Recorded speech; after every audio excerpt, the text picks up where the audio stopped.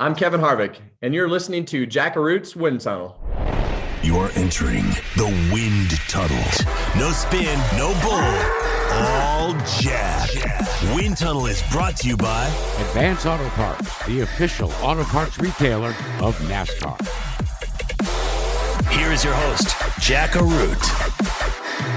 It's a new week, and that means it's a brand new episode of Wind Tunnel. This past weekend, we saw an abundance of racing action, from the Advance Auto Weekly Series to NASCAR, and of course, IndyCar. I'll give you a complete wrap-up with the help of my friend Lenny Baticki, host of the Performance Racing Network's At the Track show. What about this week's guests? Well, they include a guy by the name of Kres VanDyke from Abington, Virginia, who took the Tennessee state title last season, as well as the Advanced Weekly Series Track Championship at the Kingsport Speedway. Kres has a really interesting take on what makes for a winning race car, and he'll explain his theory when he stops by. From IndyCar, we have a driver who captured the 2017 Indy 500 Rookie of the Year honors after finishing third in the race, and he's headed back to the Brickyard for another go, driving the Dale Coyne Racing with Vassar Sullivan entry. He is Ed Jones, and you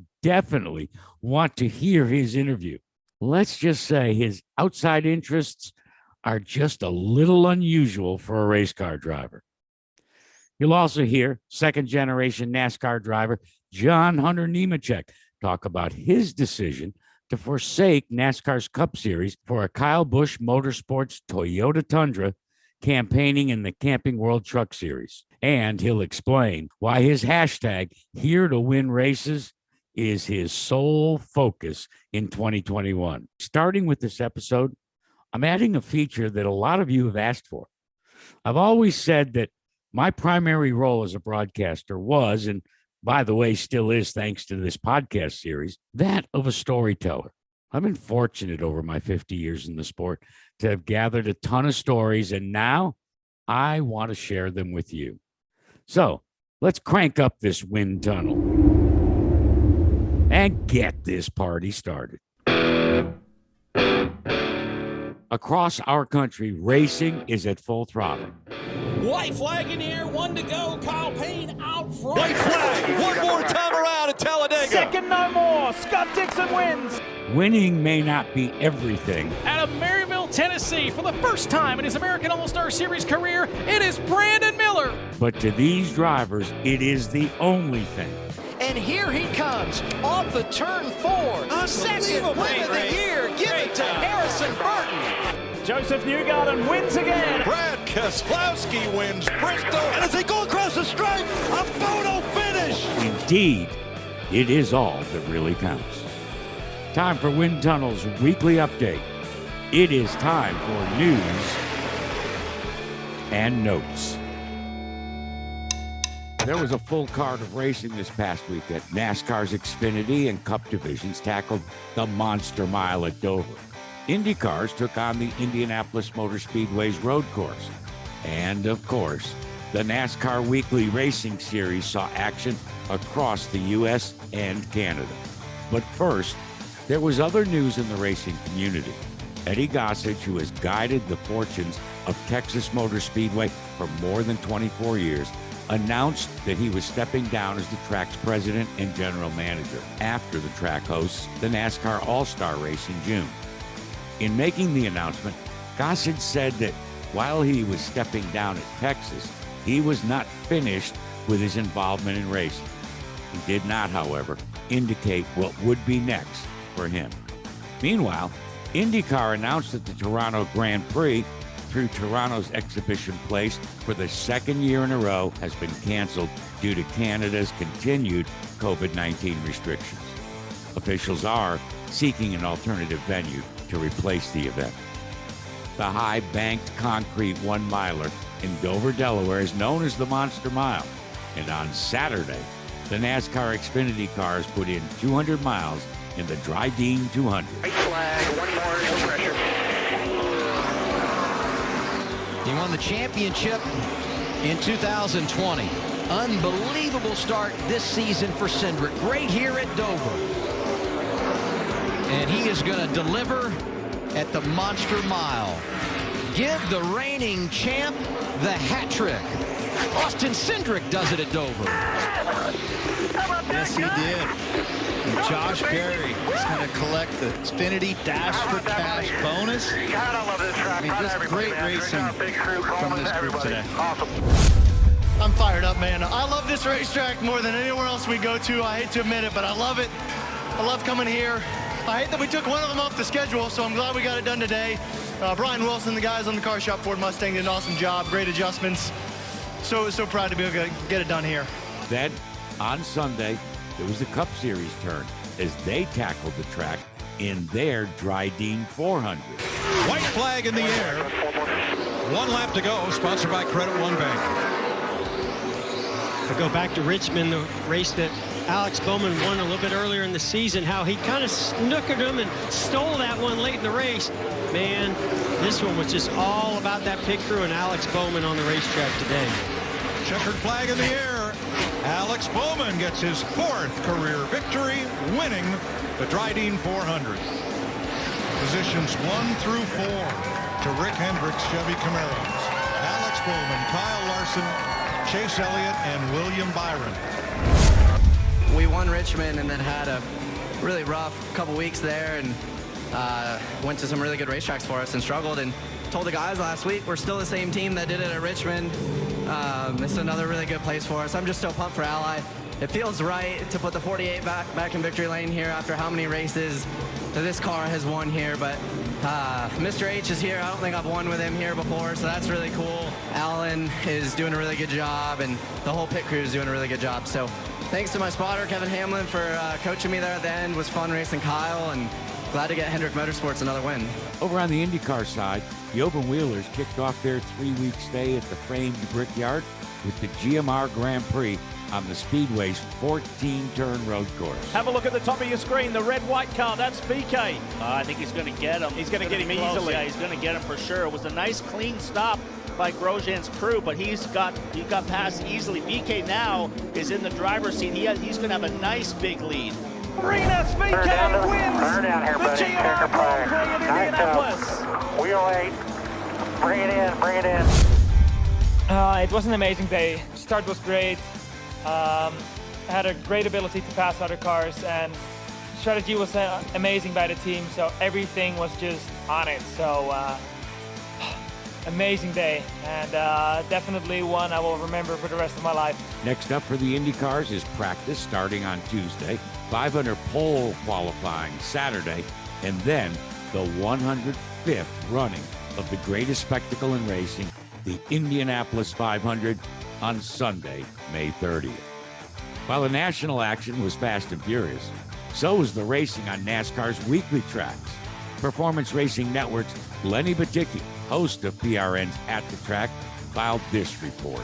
Thanks a lot, Jack. Here is your NASCAR Advanced Auto Parts Weekly Series Racing Report, and we'll start out with the 3 tracks that top the Advance My Track promotion from Advanced Auto Parts. Congratulations to all 3. The winner of the Advance My Track promotion going to Berlin Raceway in Marne, Michigan, where Nick DeLongpre got the victory. Ricky Bly won at Hudson Speedway in New Hampshire, and at Alaska Raceway Park, it was John Clayham and Damian Ackerman. Congrats to all 3 of those facilities, the victors in the Advance My Track promotion from Advance Auto Parts. At Adams County Speedway in Corning, Iowa, Buck Shafroth was the winner. John Moore victorious at All-American in California. New York's Bethel Motor Speedway to Kyle Welch. Parker Hale parked it in Victory Lane at Cedar Lake in Wisconsin. Claremont Motorsports Park in New York to Joey Jarvis. Ryan Matthews the victor at Virginia's Dominion Raceway. Washington's Evergreen Speedway to Naima Lang. Briggs Danner was grooving at Grandview Speedway in Pennsylvania. Easley, South Carolina. Greenville Pickens Speedway, Ryan Walker the winner there. Jake Bridge got it done at I-80 in Nebraska. Kingsport Speedway, the Concrete Jungle, won by Nick Williams. Nick Murgic won at West Salem, Wisconsin's La Crosse Speedway. Lakeside Speedway in Kansas City, that was Rodney Sanders. Hampton, Virginia, Langley Speedway to Connor Hall. Joey Dryron victorious at Lee USA Speedway in New Hampshire. Limaland opening day to Stratton Briggs. Zach Riddle victorious at Wisconsin's Madison International Speedway. Meridian Speedway in Idaho to Miss Daytona Works. Congrats to her. Matthew Kimball, the winner at New Hampshire's Monadnock Speedway. New Smyrna in Florida to Anthony Sergi. Doug Colby got it done at Riverhead. Seacock, Massachusetts to Ryan Lyam.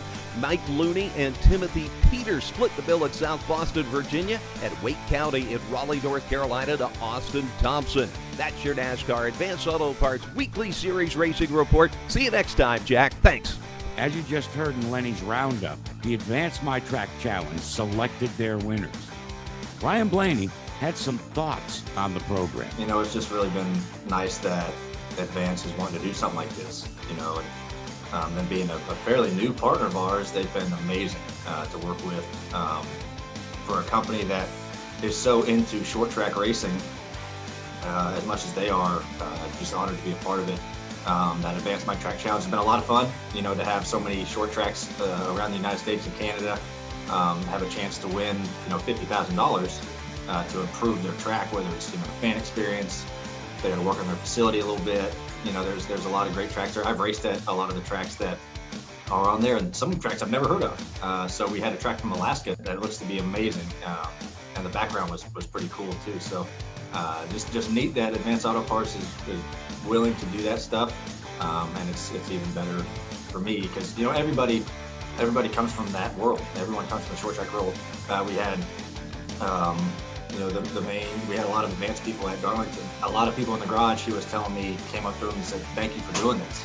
And I told him, I said, everyone in this garage has come from short tracks. That's what it is. So I know everyone is very excited for it, and I am too, and hopefully this continues for years to come. And that's all of this week's racing news right here on Wind Tunnel. With Advance Auto Parts, you can get the part you need from the comfort of your garage. We have a wide variety of parts in stock, and you can get them fast. Order online with Advance Same Day and get your part with same-day pickup in-store, same-day curbside, or same-day delivery. It's the fastest way to get the part you need, where you need it, when you need it. Advance your auto at Advance Auto Parts and participating CarQuest locations. See store for details. The Wind Tunnel. Here is your host, Jack Arute.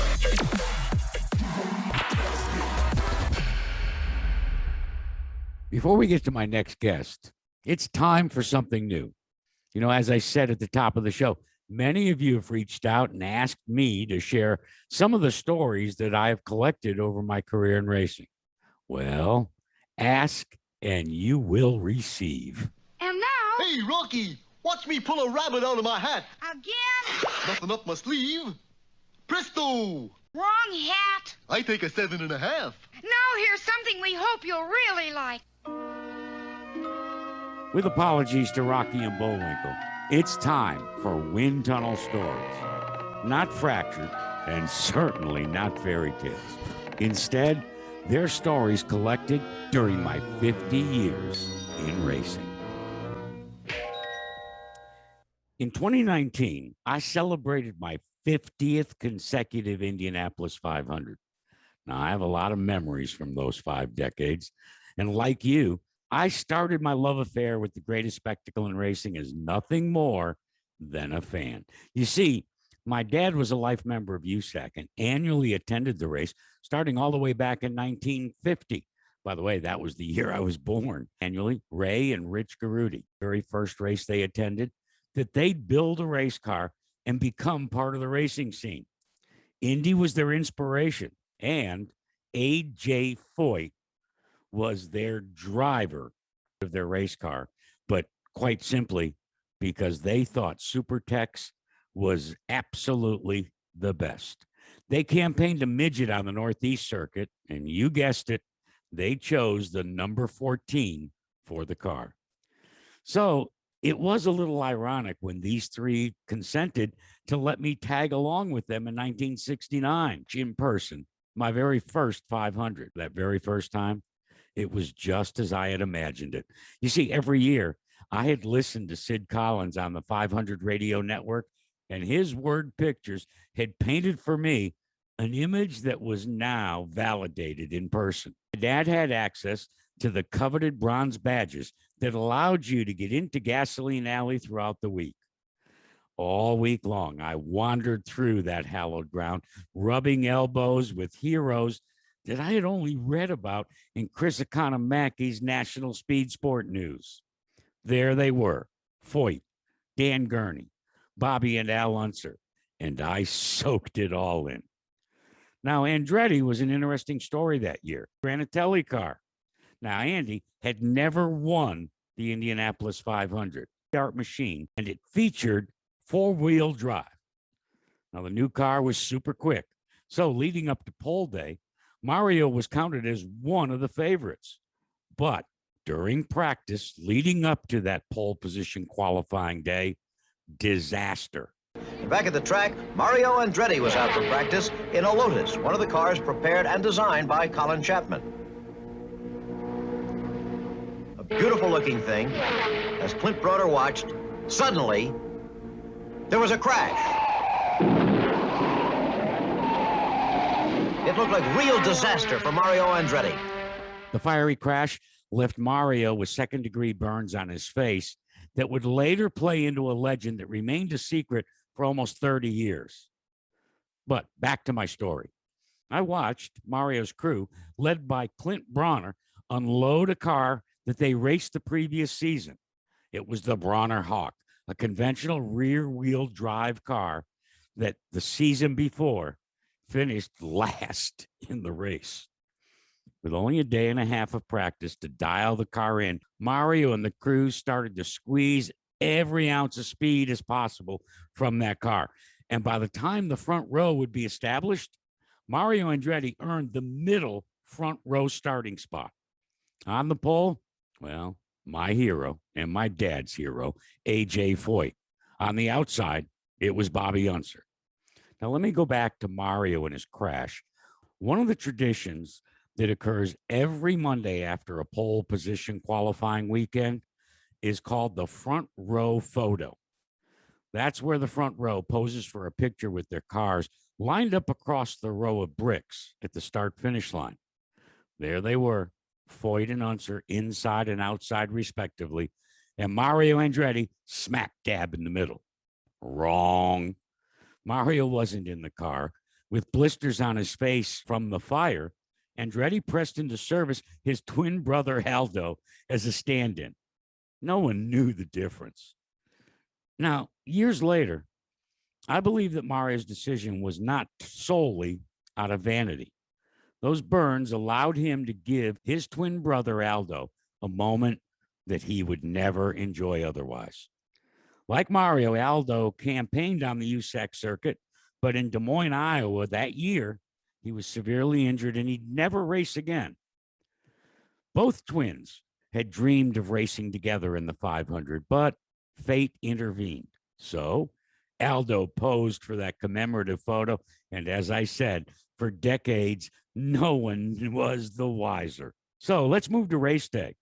And I'll admit it, I was blown away by the massive humanity that filled the place to more than 350,000 fans, a crowd that was larger than the total population of my hometown, New Britain, Connecticut. Wherever you went, you were shoulder to shoulder. I have so many moments that I treasure from that race. Listening in person to Tony Hulman give the command to start engines, watching the field start to pull away behind the pace car, and leaving NASCAR's Leroy Yarborough sitting there as his crew struggled to get his car started. And he eventually did get it fired as the field hit the front stretch for the start of the race. And there he was, Leroy at full throttle, passing cars wide open in an effort to regain his starting spot. I sat there in amazement as I watched Lloyd Ruby's hopes for his first Indy 500 victory evaporate. He had a commanding lead when he came to the pits, only to have a fuel nozzle rupture and spill 75 gallons of methanol into his pit stall. At the end of 500 miles, 200 laps, history was made. This huge crowd getting ready to welcome Mario as a champion. He has been the USAC United States Automobile Club champion a couple of times before, but never a winner at Indianapolis. This is the scene in the closing moments. The white flag, one lap for Mario Andretti. and Andy Granatelli can hardly stand it. Finally slipping on his red victory jacket. He still won't talk to anybody. And the crowd beginning to pay its tribute to Andretti, the young man who came to this country at the age of 14 as an immigrant from Italy. He had driven racing cars even before he came over here. This was the one he wanted more than anything else in the world. And here it comes, Mario. The checkered flag of victory. He's done it. Mario Andretti. He's a great young race driver, and of course this will be a very popular victory because he's one of the most popular race drivers in the world today. As my dad and I exited the stands, my father, who remembered was a dyed-in-the-wool A.J. Foyt guy, said to me, "Well, Jackie, you just witnessed history." He was correct, but not exactly. You see, my father was so impressed with what Clint Bronner and Mario Andretti had done that month of May, despite all the obstacles that they had presented in front of them. He thought it was the beginning of an Andretti career that would be marked by several wins in the greatest spectacle in racing. He was wrong about that, but he was right about having witnessed history. You see, 1969, as you all know, would be the only win by Mario in his entire stellar career. That was the beginning of my love affair with Indy. So much more was on the horizon for me. It would include working with Mike Mosley and Dan Gurney. And then, of course, my 35 years with ABC Sports and their Indy 500 television coverage. You won't believe how I got the opportunity to become part of the ABC family. Come back next week and I'll let you know that part of the story and how serendipity played a major role in it. Only now you know the rest of the story. I'm Kyle Rickey from MRN Radio, the voice of NASCAR. They are the foundation of American motorsports, the launching pad for racing's future. Time now for the Advanced Auto Parts Victory Lap. Brought to you by the NASCAR Advanced Auto Parts Weekly Series, driving local racing in local communities forward. Well, my next guest refused to let COVID-19 and the pandemic affect his racing last season. In fact, he went out and captured more than 20 races across 3 tracks, and along the way took both the Advanced Auto Parts Weekly Series state title for Tennessee, but also the track title at Kingsport Speedway. And already in 2021, he's just picked up where he left off last season, already a winner in visiting Victory Lane. I'm pleased to welcome, to take his victory lap, Kres VanDyke of Abington, Virginia. Kres, thanks so much for joining us. How you doing? Oh, doing pretty good. Just down here working a little bit in North Carolina today. Explain to me what Driven for Development is. Driven for Development is just to keep on moving forward, learning every day. And every time we go to the track, we're learning. And, we also have a development program that when, somebody's interested in doing the program with us, we're driven to help them learn and motivate them and their skills of racing and, get them to the level we're at, Well, that's a classic example of paying it forward. So let's talk a little bit about your operation. All right. Late models, you make your bones in that division. Explain to folks that maybe have only driven their passenger car what it takes to get around in a late model, regardless of the size of the racetrack. Well, there's a lot more to it than just driving around left-handed and gassing and braking at the same time. And it's a whole lot more to it. Every week you've got a lot of maintenance on the car to keep the car on the track for first of all. You've got a lot of things to go through with setup, getting a good, correct balance on the race car. These cars will drive about themselves at times when they're good. I mean, cars are handling great. But the balance is the key of it. If you don't have that, I mean, it's a handful of bees, you're trying to get the car to where the apex is just in the right spot and, get off the wall and carry enough speed into the center of the corner, or you want to try to get more speed into the center of the corner and not upset the center.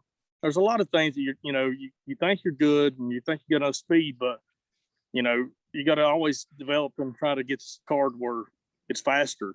You never can be content with the speed you got, and it's just a whole lot of work that goes in and thinking about what are we doing next to make the car better. I had a friend who tried to describe balance to the uneducated and said, look, if you're a golfer, it's like when you hit the sweet spot with your driver and go right down the middle of the fairway. But that doesn't happen often, Kres, in a late model or in any type of automobile that's on a racetrack. That's right. Any car, late model to, from Mod 4s, Pure 4s, to limited cars, super streets, Xfinity trucks, cup cars, all the way from top to bottom, it's all depends on the balance. And the better the balance of weight distribution and brake balance, and everything is based on a balance. The roll coupler of the car got to work. The front end balance, that means the front end and the rear end has to have the correct balance for everything to work. That's a lot of people don't understand that. And, it's when the front end rolls and then when the rear end and front end roll actually matches, that's when the driver actually has the feeling to throttle back up. And you only see that with that acquisition, and it's not very often that us weekly racers get to use that acquisition. But, I've read enough and utilized enough and know enough people that I know really about how it works. And, it's that feel that everybody feels is the roll, the balance connecting. And so the better and faster in the middle of the corner you can get that coupler to come together, the better the car is. So I'm a little confused. You're saying data acquisition is the key. Well, what about back in the day of Sam Ard, of Jack Ingram, of Butch Lindley? They didn't have a computer. They only had the seat of their britches. And that's the feel that you got. That feel is what built these systems that people use today.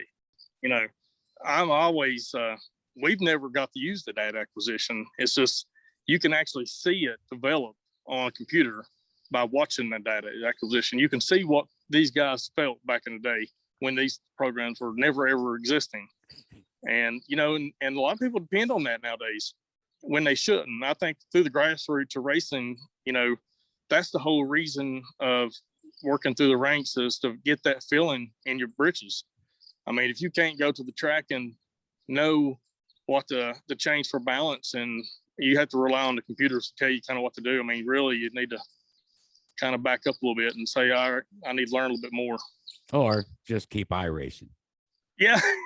I wasn't going to go all the way to that extent, but hey, I'm right there with you. It is what it is. All right. You like to travel, hitting Hickory and all sorts of racetracks in the area. What's left on your wish list where you would love to haul into and go against the very best at that track? We just won 2 races back to back at Motor Mall. That was one of my bucket list tracks. My biggest thing I think we've been going for is the Martinsville race. We've been going there since 2002. 2003, we finished second there against Jamie Caudell. He won the race. We had the big dogs there with Timothy Peters and Denny Hamlin. All them guys were top notch. So we was one shot on that one. 16, we raced there and ended up finishing third. I thought we had that one when Lee and Mike got together, but it is what it is. Just we take third. It's a blessing to finish in the top 5. If you finish in top 10, you're doing a whole lot. You got to if you just make the show, you're doing a whole lot at Martinsville. It's big teams and a lot of money being hauled into it. And, we always show up being good. And it's just the stars ain't lined up just yet for us. In my opinion, that's probably one of my biggest bucket list races. Kres, you got a full-time job away from racing. You've got so let's say that's 10 hours on a given day, Monday through Friday. Then you got to spend X number of hours prepping the race car. Then you got to load it. Then you got to travel on the weekend. Is there any time left for anything else? No, not a whole lot. That's a part of another balance.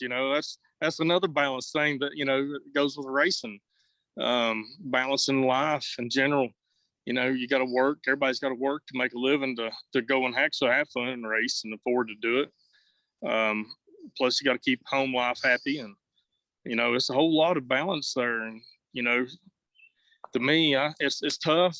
And yeah, I mean, you kind of push the limit, on your body, and running the hours that we run, and I mean, it's just everything's got to kind of function together. I mean, it's like a machine, like a motor.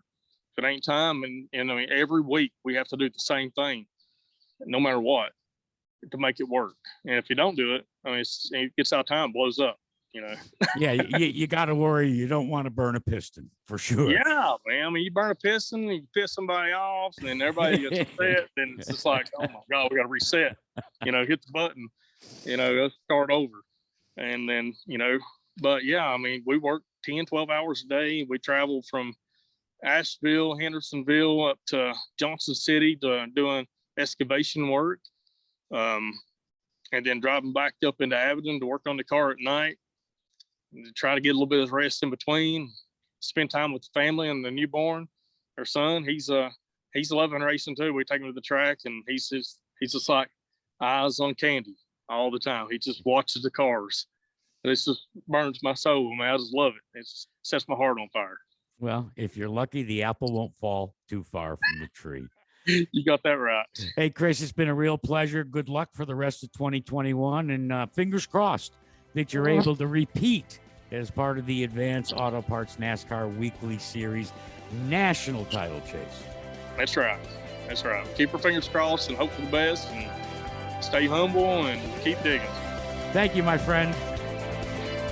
Be sure to join us again next week for another trip to racing's grassroots with the NASCAR Advanced Auto Parts Victory Lap. Brought to you by the NASCAR Advanced Auto Parts Weekly Series, advancing the next generation of drivers and champions.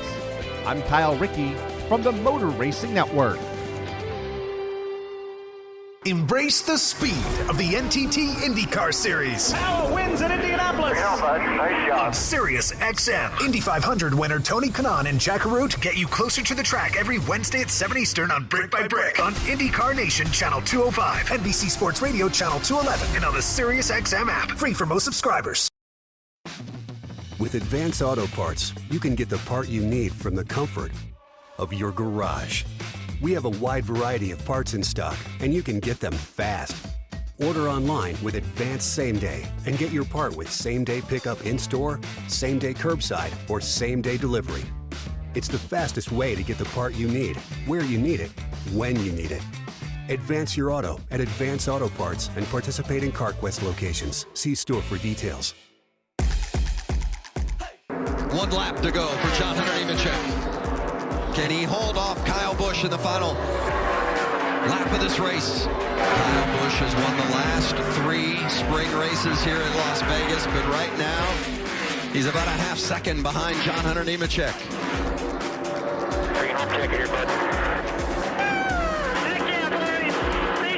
He did it. John Hunter Nemechek, and you could hear the excitement in his voice. 1 lap remains, the final lap at Richmond. Kyle taking a little different line, and look, but it's not going to pay off. John Hunter Nemechek just has to negotiate 3 and 4. Wow, look at that drive from Kyle to try to get to the bumper in the outside, but it doesn't work. John Hunter Nemechek, the winner at Richmond.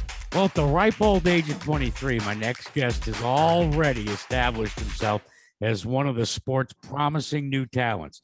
He's currently part of Kyle Busch's Camping World Truck Series team, and he's already been to victory lane this year. I welcome John Hunter Nemechek to the show. John, thanks so much for joining us today. Thank you for having me. Look, you spent last year at the Cup level with Front Row Motorsports, and then at season's end, you decided to make the switch to trucks. Tell me, what factors led you to make that kind of a decision? Yeah, it was all about coming back to the Truck Series with a great opportunity to align myself with Team Toyota and Kyle Busch Motorsports in the whole.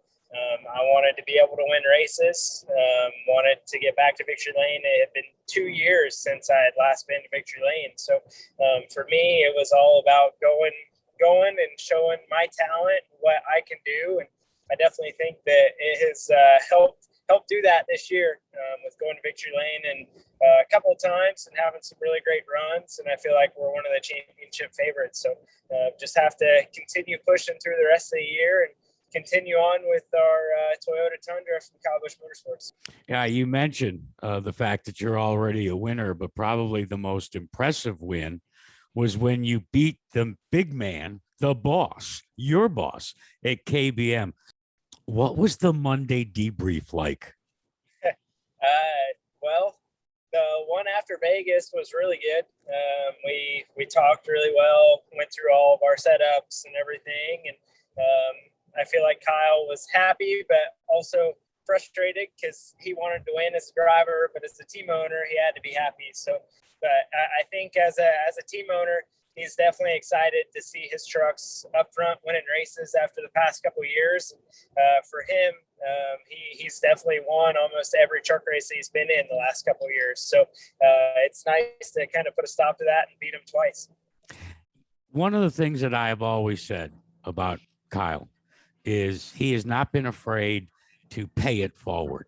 He has provided so many young drivers the opportunity to at least get into the entry rung in the climb up the ladder. Well, when you see his program, not only in the trucks, but also in the late models, do you agree with me that this is a guy, love him or hate him, he appreciates what racing has given him and his family? Yeah, for sure. I definitely think he appreciates the whole racing aspect. And with him owning Kyle Busch Motorsports, he definitely wants to give back to some of the younger guys and give them an opportunity. It's kind of crazy that it's come full circle. Back when he signed with Rick Hendrick for his first deal, he actually ran some NASCAR Xfinity races for my dad at Nimco Motorsports. So I remember being around Kyle for pretty much ever, for as little as I can remember. And it's pretty cool to kind of go full circle and now be driving for him. So as a track brat, he drove for your dad. What was your interaction with him? Were you a typical fan, just kind of looking up and hello, Mr. Busch? Yeah, I mean, I was only 5 or 6 years old at the time, so I just remember the Dytech car that he drove. It was one of my favorite paint schemes that he had driven, and it was always cool to see the talent that he had. I know, like, growing up further into my racing career and being able to race against him, it's a guy that you always admire, a guy that you always want to be like. He's definitely one of the best out there, has so much raw talent from anything that he drives. And he can decipher notes and tell you every little detail of what's going on. And as a driver, when you can do that, it puts you on another level. So hopefully my interaction with him over the last couple of years, and this year especially, being able to work with him and pick his brain, hopefully all that information I can soak up like a sponge and continue pushing and continue beating him. Where do you think you've gotten better at emulating your boss? I think it just comes with experience. Him and I have raced against each other forever.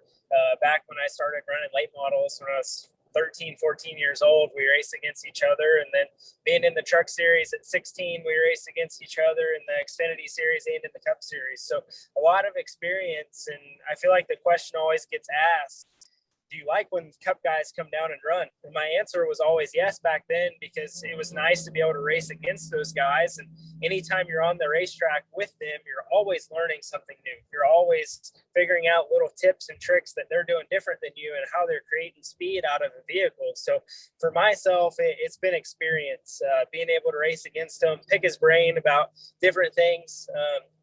I know one of the things that he told me when I signed with him this year was championship mindset. Have to have that championship mindset. You're not going to win every single race. He hopes that we win a lot of races, but to win every single one just isn't reality. So when you're having a bad day, make the most out of it. Don't end up on jack stands in the garage, because it's not going to do you any favors. Anybody that wonders what went into the decision-making process for you. I believe all they have to do is YouTube some of the interviews from one season ago in Cup, and then YouTube your attitude and the way that you're approaching racing this season. Strikes me that John Hunter Nemechek is back having fun. I am. I'm having a blast. Anytime you're able to get to victory lane and have fast, competitive vehicles on the racetrack every week, you're having fun. It's not worth doing if you aren't having fun. And for me, as a person and as a race car driver, I'm not one just to be at the Cup Series level to say I'm a Cup Series driver. I would rather have fun, win races, enjoy my time racing, and trying to make the most out of what our vehicles have. And that to me is fun. Anytime you're winning is fun. Put a smile on your face. So now that you're back having fun, has family life been a lot more fun as well? Yeah, it definitely has. For Taylor and myself to bring our first daughter into the world into March, it's definitely been an experience adapting to, for sure. But I've had a lot of fun with it. It kind of puts a lot of the things and a lot of the bad days at the racetrack that you may think are bad days into perspective. Because when you come home and see Aspen and see Taylor and see the smiles on their faces, they don't know what's happened, or Aspen doesn't know what's happened. She's always smiling, having a good time. So I'm enjoying the dad life. I'm enjoying kind of getting back into the rhythm of things, or the new rhythm of things, I should say. And it's been pretty cool. So our first outing was Richmond. Got her first win at the first time that she was at the racetrack. So that was really, really special. So hopefully she's the good luck charm. Wait, you realize that it's one thing to have a son, and certainly that's very special. But when you have a daughter, for the rest of your life, it's COD. Call on dad. Yep, that's what I've always been told. I'm pretty sure she already has me wrapped around her finger. So what are your goals? You're going to stay in the Truck Series for a while, or, when some seats become available, will you at least entertain going back to Cup? Yeah, I mean, I feel like this year has definitely been an eye-opener for me, being able to come back to the NASCAR Camping World Truck Series. Who knows what the future holds? My goals are in front of me right now. It's #Here for Wins, and we want to be the one to go take that championship come Phoenix at the end of the year. So that's our goal. That's the only goal that is in mind right now, is to win races and win the championship. Heck, win everything we can. I love the trucks. You've got the young, you've got the not so young, you've got the experienced, and you've got the inexperienced. And then you got the grizzly old veterans like Matt Crafton and Sauter and the rest of those guys. Do you have to race each age bracket a little differently? I mean, yeah, it's always in the back of your mind. But I'll say this, I was expecting to get run into by some of the younger guys. I didn't expect Crafton to run into me, jumped me a couple weeks ago. So who knows? I mean, they're definitely super experienced. They're old veterans of the sport. And with the young guys coming in, you don't know how they're going to race. Luckily, I've raced against a lot of those guys when I was coming up through the ranks already, for one. And now going back and looking at it, I wish I would have known what I know now then, because I definitely think the outcome could have been different. But overall, super excited, super grateful and blessed for the opportunity that I have this year with Toyota and Kyle Busch Motorsports. And looking forward to the future. Looking forward to the future of the races that are coming up, and hopefully we can go score some more victories. John Hunter, we do appreciate your visiting with us. Wish you the best for the rest of the season, and let's load up on that #Here to Win races, okay? Let's do it. Thank you. I appreciate it. We continue with this episode of Wind Tunnel after this timeout. We're hitting the brakes, but we'll be back on track after this. Coming up next. What does this? I pictured it as a place where people did science and engineering all the time, and no one really had any fun or even smiled. And really nothing could be farther from the truth. And this. Here at AT&T Stadium. And this is what Canelo does to opponents. He breaks down opponents and makes them weary of the shots that are coming their way. He's like a matador. You will find out after this time out. You are listening to Jackaroot's Wind Tunnel. With Advance Auto Parts, you can get the part you need from the comfort of your garage. We have a wide variety of parts in stock, and you can get them fast. Order online with Advance Same Day and get your part with same-day pickup in-store, same-day curbside, or same-day delivery. It's the fastest way to get the part you need, where you need it, when you need it. Advance your auto at Advance Auto Parts and participating CarQuest locations. See store for details. Well, my next guest burst onto the scene in 2017 and very quickly made a name for himself when he piloted one of Dale Coyne's IndyCars to a third-place finish in the Indy 500, thereby earning Rookie of the Year honors. Now, last season, well, he found himself on the sidelines. But this year, he's back with Dale Coyne. But this year, he's piloting the Coyne-Vassar-Sullivan entry.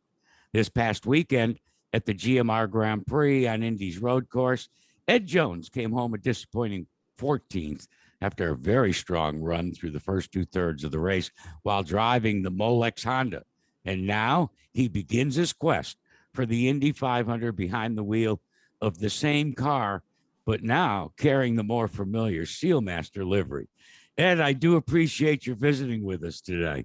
Yeah, no, it's great to be on, and thank you for having me in actually a very rainy Indianapolis right now.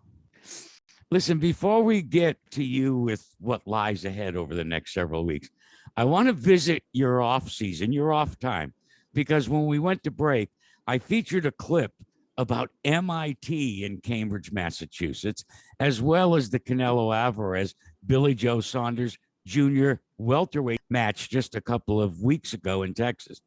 What the heck do these two things have to do with you? Yeah, no, to be honest, there's a lot of things I enjoy outside of the racing. Last year I was doing the MIT courses in artificial intelligence. I've always loved boxing. So, last time I was in the States, I went to the Tyson Fury fight. Then I saw the Canelo one last week. But yeah, doing different things. I've been doing a bit of kite surfing Miami. So yeah, doing a lot of, maybe not the most as similar as the other drivers, but I like to keep myself busy and entertained. Those endeavors, how does it affect maybe your approach to auto racing? I feel like in motorsport, it's so complex. There's so many things going on. For people from the outside, they don't realize that. But as you know, there's so many variables and so many things that you've got to be on top of. And I like doing all these different sports, or I even started playing piano as well. But all those things, everything, there's always something which is part of it which you learn, and that skill, although it's different in racing, there's something you can learn from it and adapt it to make yourself better when it comes to whether it's driving the car mentally or going through data when you're off track. So again, it's building an armory of things you can do. In motorsport itself, testing is so limited that when you hit the track, you've got to be on top of it and looking at the data, because you just don't get much time to practice it. And so for me, I feel it's really important to do all the different things where it's also on the simulator to get up to speed and be as strong as possible when you do get to drive the car. We alluded to in your introduction that last year you were on the sidelines, so to speak, not racing an IndyCar. How badly did you want to get back? Yeah, so I was meant to be racing in Europe, actually, in the DTM series, and then with COVID, things fell apart. But I love IndyCar racing. It's what I want to keep doing, and that off season really, even pushed those ideas that I needed to get back. It hasn't been the greatest start to the season. We've had a number of issues, but the good thing is that when things have gone right, we've had amazing pace, and at the end of the day, once we scrum out these issues or things like that, I think we're gonna have some great results this year.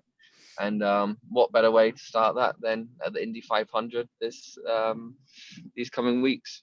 Yeah, you took to Indy like a duck to water. And most people, most drivers always talk about the fact that it takes a little while to get adjusted, but you didn't. I just love oval racing. It's my favorite thing in the world. And, if I could race ovals every weekend in IndyCar, that's the number one thing I'll be doing in my life. But unfortunately, we don't get that many opportunities anymore. Indy, it's a crazy place. It's a lot of fun, and I did well there in Indy Lights as well before I came to it. But as I said, with the ovals, I love it. Texas, we had the other weekend, one of my favorite places as well. And I kind of, looking back at how the old racing was, my first year even, you had some pack racing, and that's something which I wish I could have been more involved in. Because for me, that's just the most thrilling thing. You never get scared in a race car anymore, apart from a few times when you're on an oval in qualifying, and you're thinking, what am I doing? So it's just the most exciting thing you can do, and that's why I love it. And the things you love the most, you're gonna do the best at. As I said, you're back with coin racing, but you're driving the Vassar-Sullivan entry, and Jimmy Vassar and Sully have a lot of input into it. What is it like? And can you explain to me if there are any differences between when you were with Dale's car and now that you're with a coin racing Vassar-Sullivan entry? Yeah, it's great to have Jimmy and Sully involved. They have a lot of experience, have won some great races, and having that extra input is really helpful. So, again, it's slightly different. Dale has his car, so obviously he's pushing for that. But it's still a great team, and everyone works very well. And I've been in a few different teams, and what I really like about the in Dale Coin Racing is that there's no real big egos there. Everyone's trying to progress, trying to make things better, and that's really important to achieve things in the long run. Rick Mears once told me that he, as calm, cool, and collected as he was outside a race car, and I quote, "As soon as I put my helmet on, I became a stark, raving lunatic." What about Ed Jones? Because you certainly have a very calm, collected demeanor away from the race car. So when you strap that helmet on and you get inside that Sealmaster car, how do you change? Or do you? It's different. I think one of the issues with today's environment is that people, if you try to act how you are a lot of the time, it's not very accepted. So you have to act in certain ways now around with everything going on, everyone following everything. So it's harder than it was, I guess, in the past in that sense. But again, in the race car, when everything's set, it's a different feeling, and I just love, every time in the car, I love it, and just able to attack and be yourself. So no, it is different, and it's just for sure, how it is. Drivers have to be different than they used to be. I have to agree with you. There's an unwritten code now, what with, having PR types and sponsorship programs. And look, let's face it, Ed, the world that we live in today requires a lot more thought about how you come across. It's kind of a loose situation because, obviously on one hand you need to act in a certain way, but then fans want you to act a different way. Yeah. So it's like it's a difficult one, but it's still good. Racing is still amazing. I certainly do appreciate your visiting with us. I know what lies ahead are 2 weeks that, well, they're exciting. Qualifying, certainly, as you alluded to, puts you on the knife's edge, but then you get back to the greatest spectacle in racing, and I appreciate your visiting with us today. Yeah, thank you very much. We'll wrap this episode up after this timeout. With Advance Auto Parts, you can get the part you need from the comfort of your garage. We have a wide variety of parts in stock, and you can get them fast. Order online with Advanced Same Day and get your part with same-day pickup in-store, same-day curbside, or same-day delivery. It's the fastest way to get the part you need, where you need it, when you need it. Advance your auto at Advance Auto Parts and participating CarQuest locations. See store for details. Man, it never ceases to amaze me how this show flies by so quickly. We certainly covered a lot of ground in this one, and I really appreciate your ongoing support. My thanks to John Hunter Nemechek from NASCAR's Camping World Truck Series, Ed Jones from the NTT IndyCar Series, and Kres VanDyke from the Advance Auto NASCAR Weekly Series. There was a lot to unpack with those guys, and hopefully they gave you a little look behind the curtain. And I hope that you enjoyed my little story time as well. It's funny, revisiting those stories reminds me just how fortunate that I have been to be part of this sport for so long. Hopefully, as we continue these story segments, you might say once in a while, wow, I didn't know that. Hey, hit us up anytime on our social media platforms, from Twitter to Facebook to YouTube. Just search for Jack Arut's Wind Tunnel, and we can connect with you. We'll post another episode next week, so look for it wherever you get your podcast fix. Until then, smile, look out for each other, and remember, life is what you make of it. So long for now. Today's trip to the Wind Tunnel was brought to you by Advance Auto Parts, the official auto parts retailer of NASCAR.